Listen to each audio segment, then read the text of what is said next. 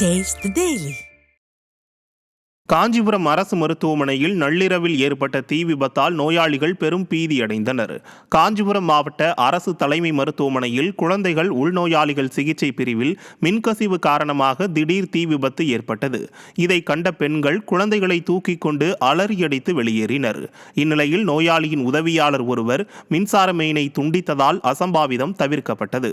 முன்னதாக அம்மருத்துவமனையில் ஏற்கனவே கண்காணிப்பு கேமரா அறை முழுவதும் தீக்கிரையான அவலம் அரங்கேறியிருந்தது. இதை கண்ட பொதுமக்கள் அம்மருத்துவமனையில் விலை உயர்ந்த மின்பொருட்கள் திருடப்பட்டு அதற்கு பதில் தரமற்ற மின்சாதனங்கள் பயன்படுத்தப்படுவதாக குற்றம் சாட்டினர். இதுகுறித்து நடவடிக்கை எடுக்க வேண்டிய மாரத்தான் அமைச்சரோ நீண்ட நித்திரையில் ஆழ்ந்துள்ளதால் மருத்துவமனை ஊழியர்களோ செய்வதறியாது திகைத்து வருகின்றனர். எதிர்காடியா புகை வர மாதிரி இருந்தது. அது பார்த்தா திடீர்னு ஏரியா வேற ஒன்றும் இல்லை. எதிர்வாடியில் தான் குழந்தைங்களை வச்சுன்னு நாங்கள் உட்காந்துருக்கோம்.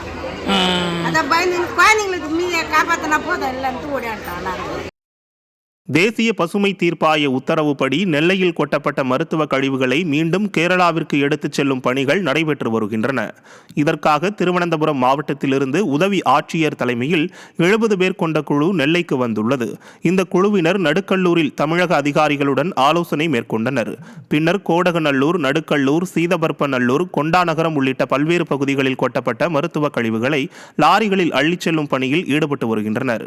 JCB இயந்திரம் மூலம் மருத்துவ கழிவுகள் லாரிகளில் ஏற்றப்பட்டு கேரளாவிற்கு கொண்டு செல்லப்படுகிறது.